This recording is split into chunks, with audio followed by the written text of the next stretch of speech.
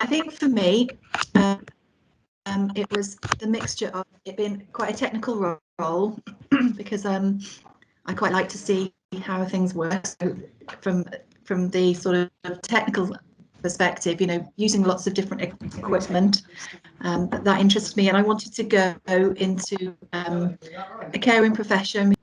Radiography was quite an obvious choice. I left school not really knowing what I wanted to do, and I had various sort of admin roles, reception, call centres, all sorts of different things. I went to some of the nursing open days, and it just wasn't quite what I was looking for.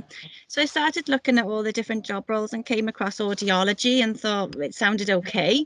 I thought I'll just look at the course, and it was the syllabus for the BSc which actually sort of stood out and made me decide to go for it. I actually didn't know that I wanted to be a healthcare scientist, so I went through quite a unusual route. I went off to university to do animal science. A local hospital had an advert in the Evening Post, which was where you went in Bristol to get your jobs, to say that they wanted trainee cardiac and respiratory physiologists. I didn't know what it was, but I knew I needed a job and I wanted to do something scientific. I walked into the interview and said, I'm not here for the respiratory position. I don't like lungs. I've got no interest in them.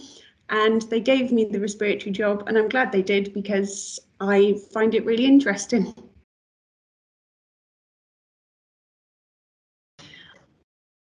I think that the biggest hurdle that I came across really was actually when I was at secondary school, and I went to careers evening with my dad, and we sat and talked to the careers advisor, who told me that I should be a secretary. So cross, and it stuck with me.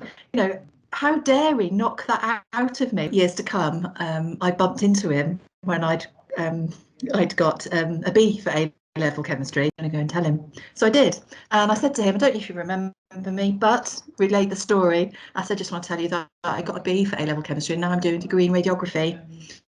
And thank you very much. Have a good evening. And I walked away. I went through quite a similar process with the GCSE. So when I sat my GCSEs, you could choose to sit the higher paper where you could get an A, or you sit the lower paper where the highest that you could achieve then would be a B.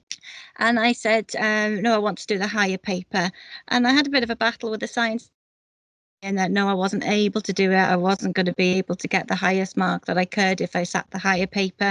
I did end up sitting the higher paper, and I had double A's in GCSE then. Not to become a healthcare scientist, because I already had an animal scientist background, but I must have done my GCSEs about the same time Rachel did them, because ours was double.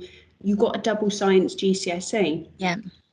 And I remember being really disappointed when my result. It was a double C. And as part of one of the physics lessons, we got given the breakdown of the GCSE, which was really unusual. And I actually aced biology. Chemistry was okay, but failed physics. So after finding out I failed physics, as you can imagine, I was less than keen to do A-level physics. And I actually dropped out and went and did secretary school actually for 2 years, ironically, Michelle. But then when I decided to get myself back on track, part of my healthcare science degree, a bit like Rachel, because we've got the same academic background, is I actually now have a part degree in physics and chemistry. And it was really invaluable to me because it taught me that it wasn't the subject I didn't like. I couldn't relate with the way it was taught. And once I could apply the theory of the physics and the maths and the chemistry, I understood it. I think just research and just talking to people in the roles as well. Totally this. Just never give up. If it's something that you want to do, never give up and keep fighting until you get to do it. If there is a career in healthcare science that you think you want, contact your local hospitals and stuff and ask if you can come in to observe. Although you can't obviously get hands-on, most hospitals and healthcare providers do allow you to see what's going on